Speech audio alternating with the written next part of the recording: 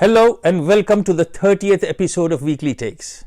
It is December the 26th, one day after Christmas and 54 days since the American citizens cast their votes on 3rd of November. And we are still waiting for an official announcement of our next president, Joe Biden. In my 25th episode, I had told you about an important date, December the 14th, when the Electoral College votes. Well, on the 14th, the Electoral College did vote, and yes, they all voted in favor of Joe Biden. All 538 electors voted, formalizing President-elect Joe Biden's victory in the 2020 presidential election. Their votes will next be sent to Washington to be counted by the Congress on January the 6th, as I had mentioned in my earlier episode also. Hawaii's 4 electors voted to make the final tally 306 for Mr. Biden against 232 for President Trump. California electors cast their state's 55 Electoral College votes for Mr. Biden, putting him over the 270 threshold needed to win the election. Mr. Biden thereafter spoke to the nation, urging Americans to move forward, striking a unifying tone, which is the need of the hour. But on a side note, President Trump still says election challenges are not yet over. Come on. And after a very long time, we did hear murmurs of the stimulus check being discussed, but there is nothing concrete yet. Let me share with you what I know. Millions of Americans face going without unemployment basis after today, amid a political standoff over a $900 billion stimulus package after it passed the House as well as the Senate.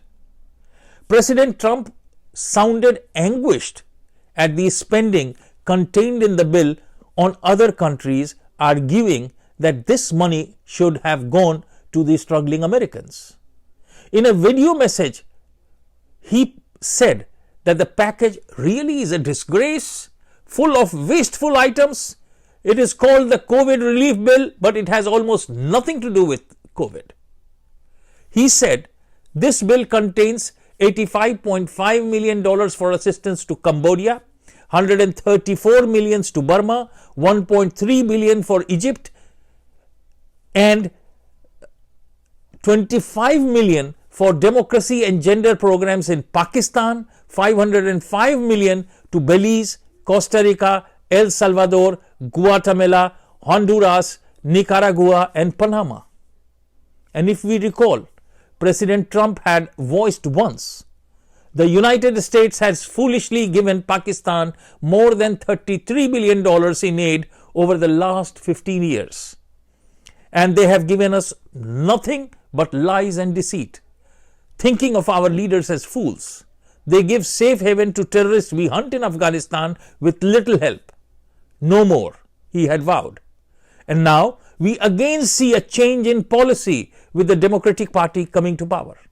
Love for Pakistan among the leaders of the Democratic Party has started blossoming again, which will not be conducive for America's relations in the South Asian region. The $900 billion bill includes one-off $600 payments to the most Americans, but Mr. Trump said the figure should have been $2,000. Ask any American, and they like this move by the president, and yes, it does go by his slogan, country first. Yesterday, the world celebrated Christmas. Curfews, quarantines, and even border closings complicated Christmas celebration for countless people around the globe. But ingenuity, determination, and imagination helped people keep the day special. Pope Francis delivered his Christmas blessings from inside the Vatican, breaking with his traditional speech from the balcony of St. Peter's Basilica to tens of thousands in St. Peter's Square, which was empty. On 26th of December, today, 1705, Baba Fateh Singh Ji was cruelly and mercilessly martyred at Sirhind along with his elder brother Joravar Singh. He is probably the youngest recorded martyr in history who knowingly and consciously laid down his life at the very tender age of 6 years. Sahibzada Fateh Singh and his older brother Sahibzada Zorawar Singh are among the most hallowed martyrs in Sikhism. We'll start today's episode with international news and then move over to our segment of some little known but unknown facts about New York City. Then we discuss News of India, wherein we'll have an analysis of the farmers' protest and an update on Sushant Singh Rajput murder mystery. And then we'll talk about the history of Kashmir, the heaven on earth. I'm happy that you are all enjoying to learn the hidden facts about Kashmir, and many of you have requested me for an English version for the younger generation. And last but not the least, we'll talk about the happenings within the Congress party and its future in the present circumstances. Let me take this opportunity to thank you all for liking my program. The last episode was watched by over 17,000 viewers. More and more of you are subscribing, and those of you who have not till now, press the subscribe button and also the bell icon to get informed about the next episode at the earliest. Let's just do it. Namaste, Sat Sri Akal, Adab. This is Jagjit bringing you the weekly takes from New York today morning when the mercury reads 0 degrees Celsius.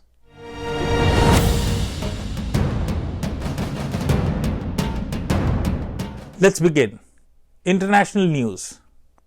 Today, I bring to you the success story of an immigrant community. After the Vietnam War, France relocated a small group of 45 Hmong refugees from Laos to its overseas territory in South America called French Guiana. The Hmong people were fleeing persecution from the communists because they were long-time allies of France and had fought with US forces.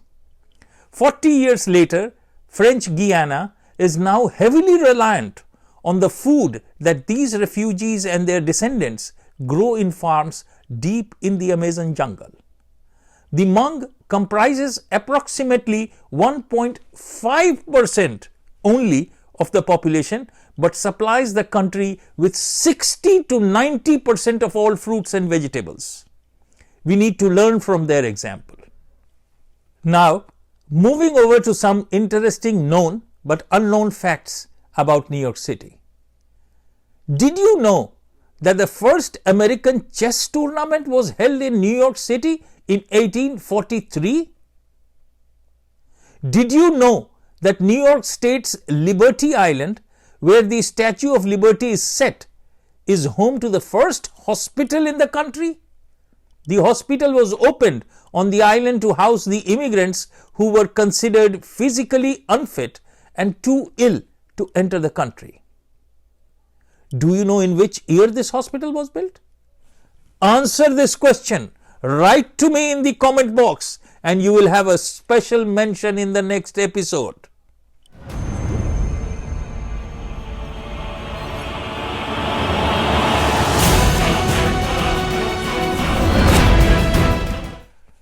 अब चले भारत की ओर। पहले कुछ मुख्य समाचार। किसान आंदोलन सबसे अहम समाचार है। आंदोलन का आज 32वां दिन है। चलिए जानते हैं इन डिटेल इसके कुछ और पहलुओं को। Let us first determine the stakeholders in agriculture, from production to the selling of the produce. It starts with the laborer who actually works and tills the land. Then are the landowners who have the actual possession of the land. And then come the arhatiyas, who are primarily the commission agents sitting in the mandis, the marketplace where the landowners sell their produce. Now let's take a look at the bill which the government has brought in. One of the key components of the bill gives the freedom to the landowners to sell their produce anywhere they wish. यही एक दुखती रग है जिसने अड़हतियों के कमाई पर चोट पहुंचाने का काम किया है और इनका नेटवर्क पंजाब और हरियाणा में बहुत फैला हुआ है और यही एक कारण है कि यह आंदोलन इन्हीं राज्यों में लोकलाइज्ड है। The farm laws have created a very interesting situation. For once we see action against people call them thieves, leeches and parasites, the Aratiyas. Before this, the Aratiyas, fearful of the impact of the farm laws, had resorted to feed their host, the farmers of Punjab, and boosted their protest. Currently, Punjab has about 24,000 Aratiyas operating out of about 2,000 mandis. Haryana has about 22,000 Aratiyas, and the Arathiya is a middleman who offers no service to the farmer and yet pockets 2.5% of the sale price. There is this widespread fiction of the Arathiya being the person on the ground who stands by the farmers. This so-called standby role is more in the nature of a parasite ensuring the survival of its host. Giving informal loans to farmers at anything upward of 70% interest rate is considered to be the greatest service that the Arathiya provides to the farmer. In return, the Arathiya ensures that every money transaction from the government to the farmer is done through them, the Arathiyas, which simply gives the Arathiya control over all subsidies that the farmer gets from the government. Many times in the past, various governments in Punjab, both the governments run by the Akalis and those run by the Congress, tried to bypass the Arathiyas and hand over the government monies directly to the farmer. Such efforts faced tremendous resistance from the Arathiyas, who effectively shut down all sale and purchase till the government backed off. Now that the Narendra Modi government has set up systems of directly transferring benefits to farmers, it has become possible to ensure that the farmer actually gets the monies that are due and no cut is taken in between. For once, the Arathiya is being forced to look critically at their role as a parasite. अजीब बात तो यह है कि पंजाब के विधानसभा चुनाव के समय यही सारे प्रावधान कांग्रेस पार्टी और आम आदमी पार्टी ने भी अपने चुनाव पत्र में लिखा था। उसके बाद जब 2019 के लोकसभा चुनाव हो रहे थे तो उस समय भी कांग्रेस पार्टी के घोषणा पत्र में यही बातें थी। फिर आज किस बात का विरोध कर रहे हैं? क्या कांग्रेस पार्टी को यह महसूस हो रहा है कि घोषणा पत्र की बात गलत थी? तो फिर जनता के सामने कबूल करे ना। पर राहुल बाबा की तो बात ही निराली है। जितनी बार मुंह खोलते हैं उतनी बार कांग्रेस पार्टी से कम 1 लाख लोगों को अलग कर देते हैं। हाँ, उनका नाम पप्पू ऐसे ही नहीं है। अब अपडेट बिहार के लाल सुशांत सिंह राजपूत हत्याकांड का। केस शुरू हुआ। सीबीआई ने केस अपने अधीन लिया था 21 अगस्त को। जानकार सूत्रों के मुताबिक सीबीआई को खूनी का पता चल चुका है, पर वो एक वाटर टाइट केस बताने में जुटी है। ज्ञात रहे कि सीबीआई ने जब केस शुरू किया था तो उसे समय तक सबूत मिटाए गए थे। डिजिटल एविडेंस क्रिएशन के आधार पर केस पर काम चल रहा है। समय लगेगा पर न्याय मिलेगा। On the side, the narcotics control bureau is catching people involved in drugs every day and personalities from Bollywood are soon to be cot.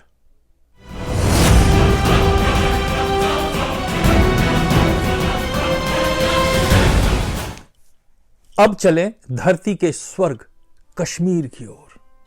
पिछले एपिसोड में हमने चर्चा की थी करकोट एवं उत्पल वंश की। हमने जाना था कि रानी दिद्दा ने अपने भतीजे संग्राम राज को कश्मीर का राजा बना दिया था। इस समय भारत में महमूद गजनवी का आक्रमण शुरू हो चुका था। संग्राम राज का शासन 1003 से 1028 तक रहा। 1021 में महमूद गजनवी ने कश्मीर पर आक्रमण किया था। संग्राम राज ने अपने मंत्री तुंग को भटिंडा के शाही शासक त्रिलोचन पाल के साथ गजनवी से लोहा लेने भेजा और महमूद गजनवी को परास्त किया। उसके बाद अनंत देव उनकी गद्दी के उत्तराधिकारी बने, जो एक बुद्धिमान शासक थे। उनकी पत्नी सूर्यमती उनसे भी अधिक बुद्धिमान और राज्य परिचालन में दक्ष थी। दोनों पति पत्नी ने कुशलता पूर्वक अपना शासनकाल चलाया। अनंत देव के पश्चात कलश देव कश्मीर के राजा बने, पर वह एक अयोग्य शासक सिद्ध हुए। उसके बाद हर्षदेव का राज्यारोहण कश्मीर की गद्दी पर हुआ। कलहन इन्हीं के राज्य में दरबारी और मंत्री थे और राज तरंगिनी का लेखन इन्हीं शासन काल में प्रारंभ हुआ था। यहां हम थोड़े में राज तरंगिनी की चर्चा करते हैं। राज तरंगिनी कलहन द्वारा लिखित एक संस्कृत ग्रंथ है। इसके रचना काल 1148 से 1150 तक का है। कश्मीर के इतिहास पर आधारित इस ग्रंथ में कलहन ने 11 और सहायक ग्रंथों का उल्लेख किया है, जिसमें नीलमत पुराण ही अब उपलब्ध है। यह संस्कृत में कश्मीर के इतिहास को क्रमबद्ध रूप से लिखने का पहला प्रयास है। इसमें आदिकाल से लेकर 1151 तक के कश्मीर के प्रत्येक शासक के काल का, घटनाओं का सिलसिलेवार वर्णन किया गया है। अपने इस ग्रंथ में कलहन ने न सिर्फ कश्मीर का बल्कि तत्कालीन भारतीय इतिहास के बारे में भी प्रामाणिक जानकारी दी है। कलहन की राजतरंगिनी में कुल 8 तरंग हैं और 8000 श्लोक हैं। राजतरंगिनी संस्कृत की एक ऐसी रचना है जिसे संस्कृत साहित्य का मुकुट कहा जाता है। संस्कृत में इतिहास लिखने वाले और प्रामाणिकता की कसौटी पर 100% सही ठहरने वाला यह एक ऐसा ग्रंथ है जिसकी प्रामाणिकता को आज तक कोई चुनौती नहीं दे सका है, और यही कारण है कि देश और विदेश सर्वत्र इसका आदर हुआ है। इसकी रचना शिल्प बहुत कुछ महाभारत जैसी ही है। कवि इसमें जैसे जैसे अपने समय की ओर अभिमुख होते गए हैं, यह और भी रोचक और भी प्रामाणिक होता गया है। यह पौराणिकता से यथार्थ कब बढ़ता गया है, इसमें यथार्थ का ठोस धरातल दिखाई देता है। अष्टम तरंग से तो कवि हर घटनाओं के साक्षी रहे हैं और अनुभव किया है। प्रथम तरंग में कश्यप ऋषि से लेकर 75 राजाओं के वर्ण है। द्वितीय तरंग में 6 राजाओं के 19 वर्ष के इतिहास का उल्लेख है। तृतीय तरंग में गोनंद वंश के अंतिम राजा बालादित्य तक 536 वर्ष के इतिहास का और राज्यकाल का उल्लेख है। इसी तरह प्रत्येक तरंग में समकालीन समाज, राजाओं, राजवंशों और शासन काल का निरपेक्ष और आलोचनात्मक विवरण लिखा गया है।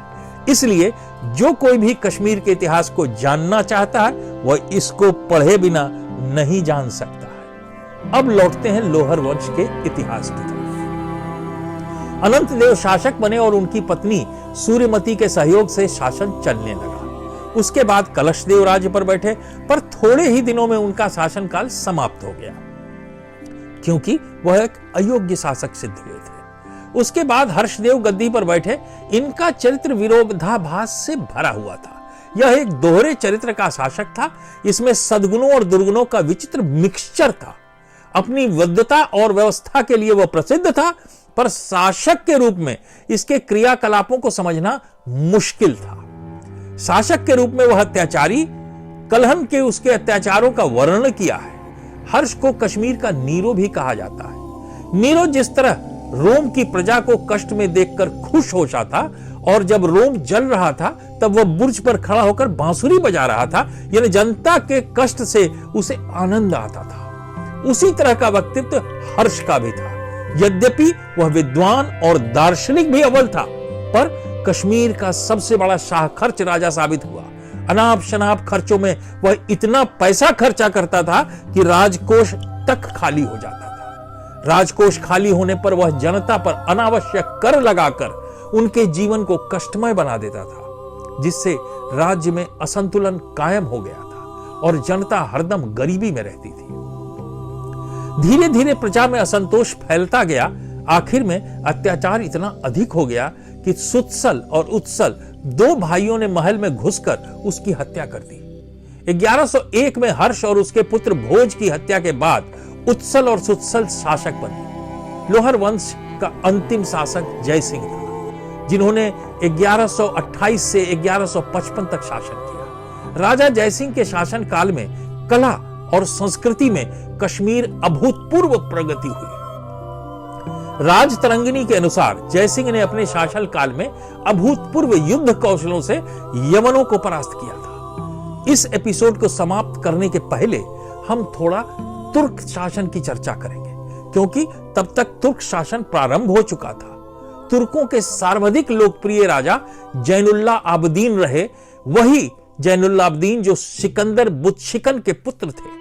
पिता जितना बड़ा हिंदू धर्म का विरोधी और संहारक था, पुत्र उतना ही बड़ा संरक्षक। बुतशिकन का अर्थ ही होता है मूर्ति भंजक।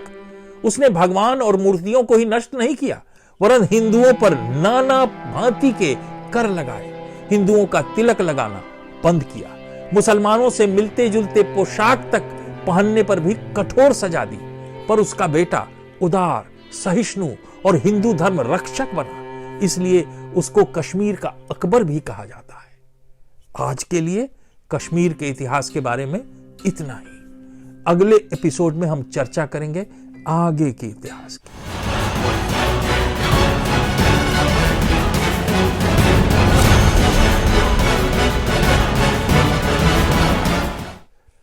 अब बात 135 साल पुरानी कांग्रेस पार्टी की, मेरी पार्टी की।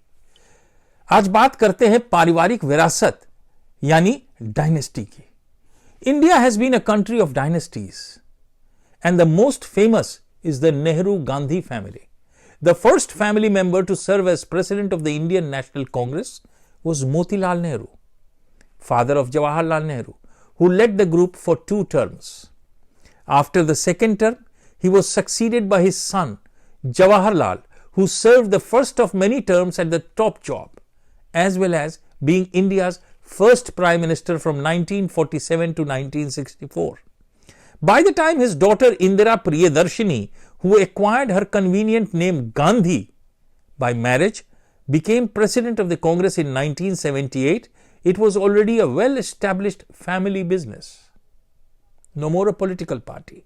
However, she turned it up a notch. In Nehru time, there were still heads of the party who weren't from the family. But since 1978, except for a short gap between 91 to 98, the Indian National Congress has been led by a member of the Nehru-Gandhi family. Since 1998, Sonia Gandhi, the widow of former Prime Minister Rajiv Gandhi, has led the party, save for the years between 2017 and 19, when her son Rahul was in charge. More or less, that is the story of the decline of the party, because dynastic rule stops innovative thinking and needs to get out of the self-denial mode that is typical of many businesses. Recall the reactions of the CEOs of BlackBerry, Nokia and Microsoft when the first iPhone hit the market. Ah, yet another mobile phone? Who can beat a 1 billion customer company? And a sarcastic, who will buy a US $500 phone? Were their respective comments. Remember also the denial mode of Indian telecommunication companies prior to Jio launch. Congress party was started off like a public limited company but turned into a family owned enterprise with poorly qualified dynasts in leadership positions. Its vote share shrunk from an average 45% to below 20% in just 2 decades when the current Ma-Beta duo was in control. It has lost far too many states as of now and is staring at an exodus of good talent. The morale is so low that its talent pool is shrinking day by day. And remember, for any enterprise to succeed, it needs 3 C's: capability, credibility and capacity, which corresponds to vision and mission of a political party. The Congress party must radically transform itself. Rahul Gandhi wrote in his resignation letter in 2019. But was he serious about it? Because this can happen only when the party looks beyond the fake Gandhis. It must come under a new management. There is no lack of leadership. People just have to open their eyes. And yes, the demand for a strong opposition is need of the hour. That is when the country will succeed. आज के लिए इतना ही। अगले episode में हम चर्चा करेंगे कश्मीर के आगे के इतिहास की, कांग्रेस पार्टी के कहानी की, कांग्रेस पार्टी के भविष्य की, अगर कोई भविष्य है। क्या होगा देश की सबसे पुरानी पार्टी का? जानेंगे अमेरिकी चुनाव के नतीजे और भारत अमेरिका के रिश्तों की कई और तथ्यों के साथ फिर आऊंगा और मिल बैठकर चर्चा करेंगे आपके अपने programme weekly takes from New York में। हां, अगर आपको प्रोग्राम अच्छा लगा तो लाइक करें, चैनल को सब्सक्राइब करें ताकि अगले एपिसोड की सूचना आपको पहले मिल सके। तब तक के लिए जय हिंद, जय भारत।